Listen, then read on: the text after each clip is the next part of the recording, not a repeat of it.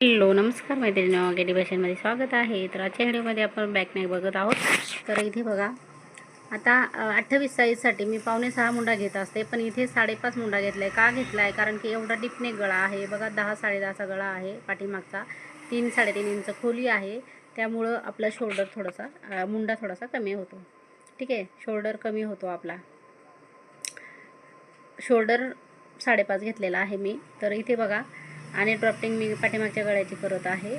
तर डिपनेक हवं आणि मटका गळा हवा, त्यांना नॉट हवं, त्यानुसार मी हा गळा स्टिचिंग करत आहे. तर कटिंग मी केलेले आहे आणि ही पट्टी खालच्या साईडला लावण्यासाठी होईल. तर इथे बघा, मेन फॅब्रिक घेतलेला आहे, हेवी वर्क आहे ब्लाऊजला, आणि ते दापटीच करायची, जोडून घ्यायचं आहे आपल्याला आधी. जोडल्यावरती मग आता ही कटिंग करून कपडा काढायचा आहे, पिनअप करून घ्यायचा आहे. सुसळा कपडा आहे, इकडे तिकडे सरकता कामा नाही त्यानुसार. तर इथे बघा, झालं कटिंग. नॉचेस करा, सगळीकडे नॉचेस मारून घ्यायचे, गळ्याला सेप खूप छान बसतो. तर इथे नॉचेस मी करून घेतलेले आहेत आणि आता पलटी करायचं आणि दापटीच द्यायची आहे. दापटीच आपली झाल्यानंतर मी इथे लेस घेतलेली आहे आणि पातळ अशी लेस मी लावलेली आहे.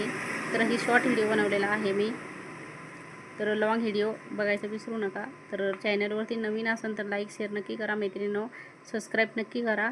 इथे धागा वगैरे जो काय असेल तो कट करायचा आहे. अशा पद्धतीने आपला ब्लाऊजचा बॅकनेक तयार आहे. चला भेटूया नेक्स्ट व्हिडिओमध्ये मैत्रिणींनो. चला बाय बाय.